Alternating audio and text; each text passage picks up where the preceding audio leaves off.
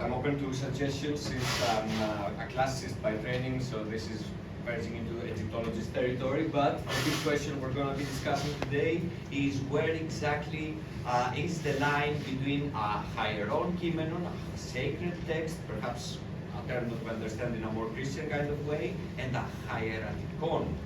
text, a text that is ritualistic and has to do with the priestly profession in the Egyptian temple. So the Greeks, perhaps more than any other people of the Mediterranean, cultivated the notion that the aesthetically pleasing in art had something very akin to the divine, in painting, in sculpture, in music, and even when it came to writing poetry in particular.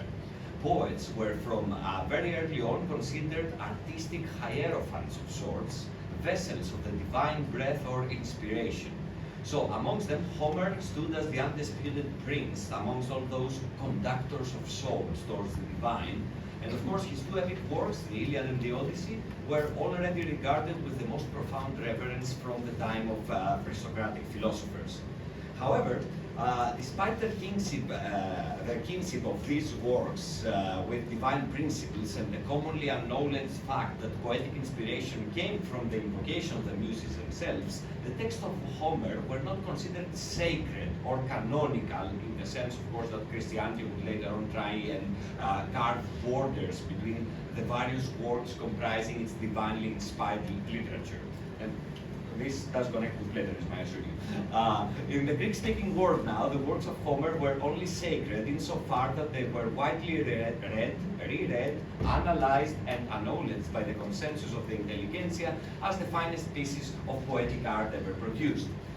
Of course, but with the expansion of Hellenism into Egypt after the conquest of Alexander, the traditional cradle of wisdom to the Greek mind, Egypt, this conception began to change, and as I will argue, a different rationale began to be sought to solidify the fame of the long-revered writers like Homer or Pythagoras and Plato himself. Now, in order to get into this rationale and to find out how this mindset worked that leads to Plato becoming a sacred text, we have to look to the library of Photius, where survive certain fragments of the strange history of Ptolemy Henus, a writer that modern scholars categorize as a paradoxographer of the 2nd century, and very little known is known about his life.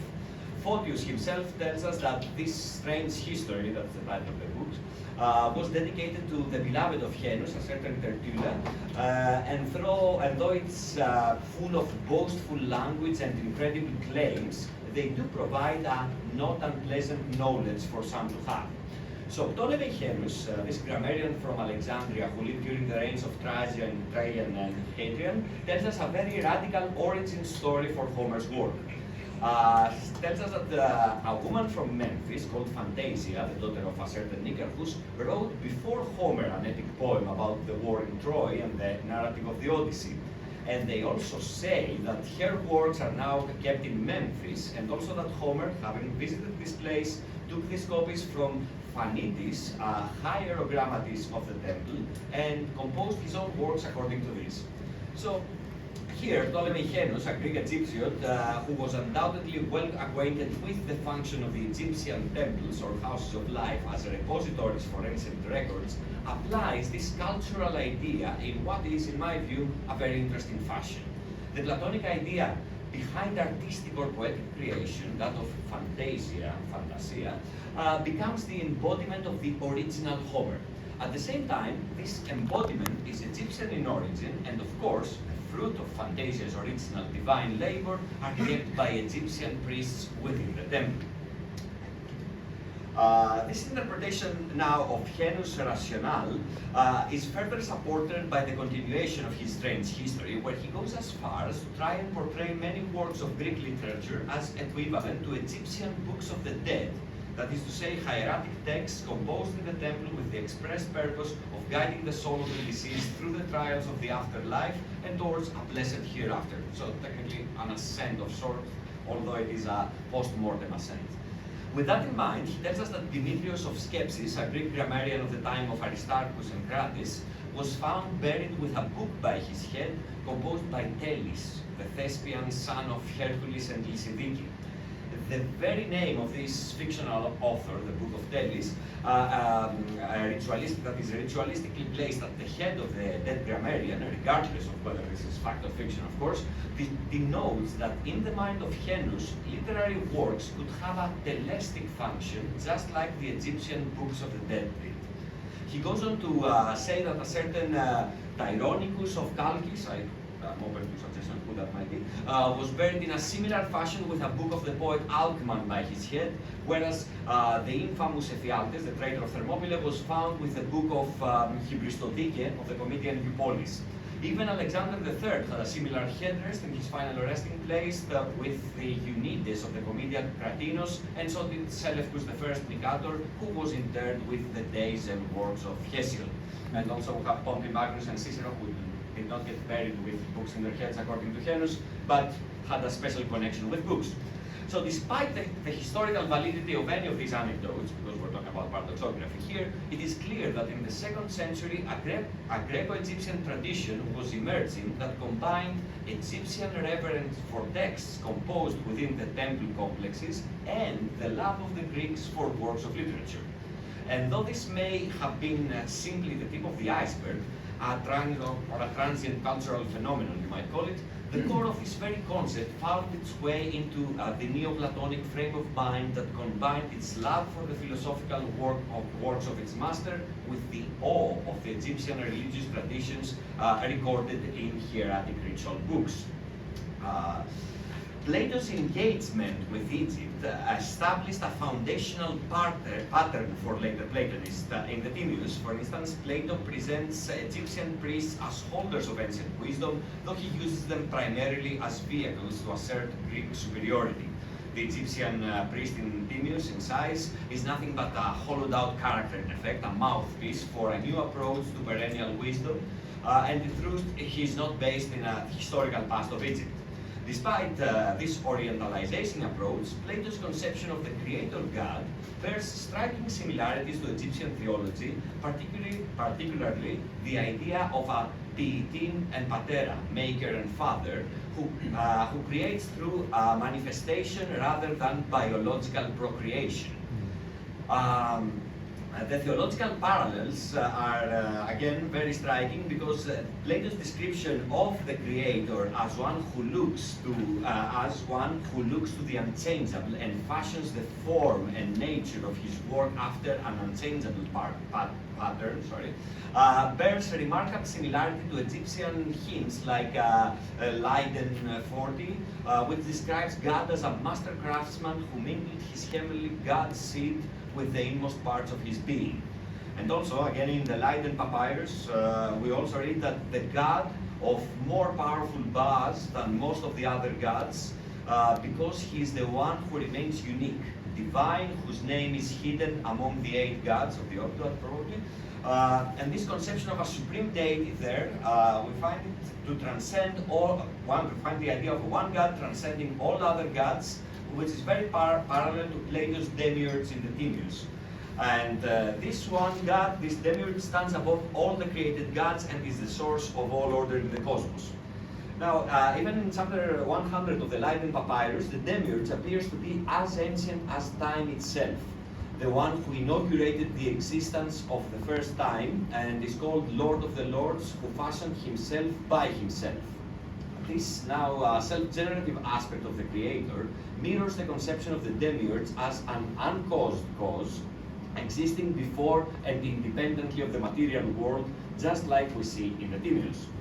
And this is stressed even further in the Leiden Papyrus again, where the supreme god is also described as the one who crafted himself, whose nature may not be known, perfect of appearance, which came into existence in a sacred image, who built his statues or images or likenesses and created himself by himself. The emphasis on the act of crafting, chemu, in Egyptian or chemu, directly parallels Plato's conception of the demiurge as the divine craftsman, demiurgos, who shapes the cosmos according to eternal patterns. Now, the development of theurgy by later Platonists is explicitly an attempt to distinguish philosophical ritual from common magic.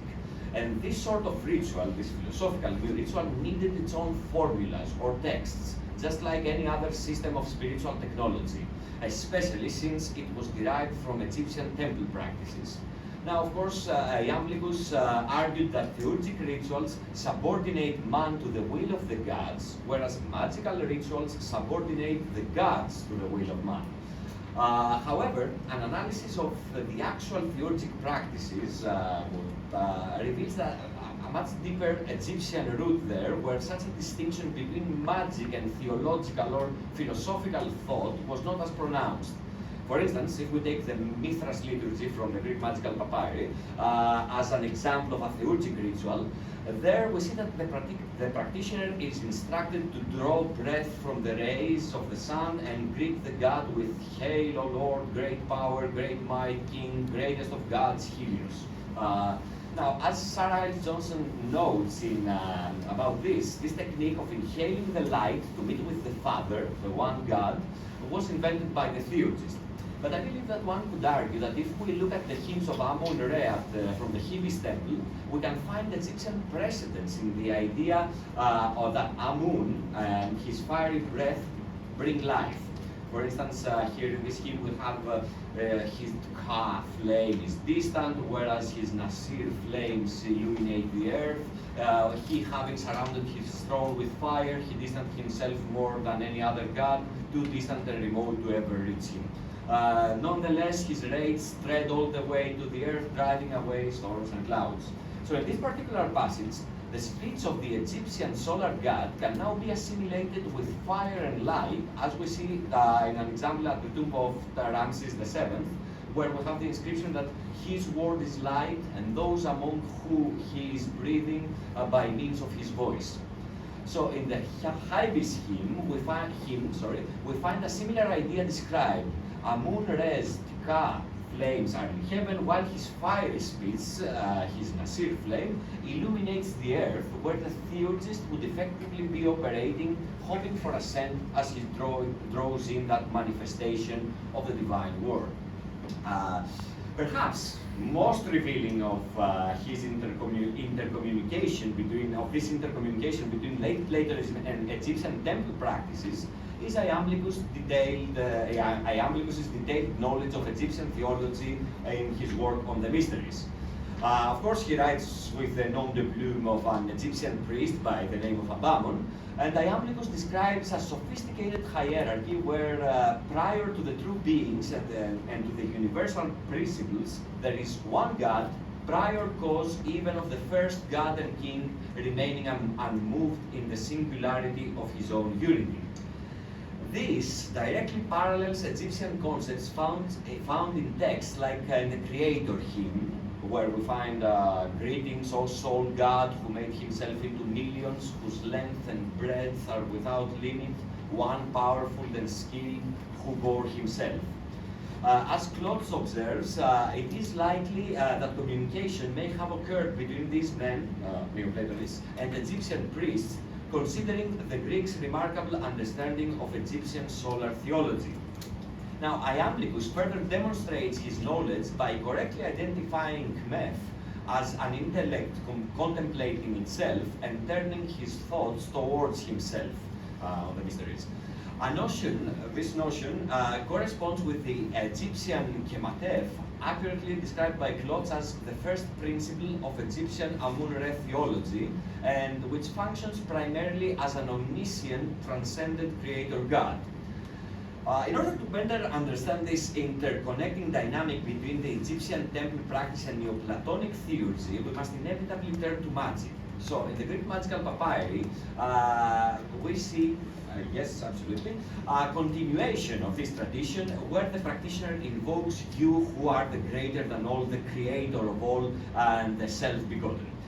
As Assmann argues, the origin of the Greek formula en and pan, one and all, is a reference to the supreme deity of pagan philosophy and may have its clearest origins in ancient Egyptian Ramesside theology. Now, as Frankfurter argues, the Egyptian temple scribes and the temple scriptorium priests were most likely transmitters of rituals in this papyri due to their training in the languages preserved in those documents, Demotic, Hieratic, Coptic, and Greek. So this, the power and papyri, now if we look at those papyri, we have papyri about the main religious festival of the month Koiak. And there, the most important thing is that we see the Platonic tradition of scholia, of interpretation, and of course of amendation and additions in all those hieratic practices. And thus,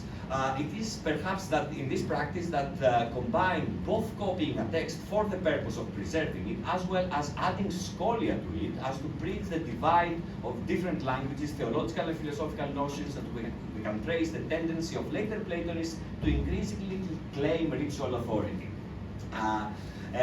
What better place than and of course, this synthesis of the late antique Greek mind, what would have been more perfect than the merging of Egyptian rituals with the reasoning of Plato? In essence, Egypt provided the ritual mechanics, and Plato's sublime insights into the nature of the divine were the catalyst that turned this text into a new form of templar ritual without a temple. Thank you very much.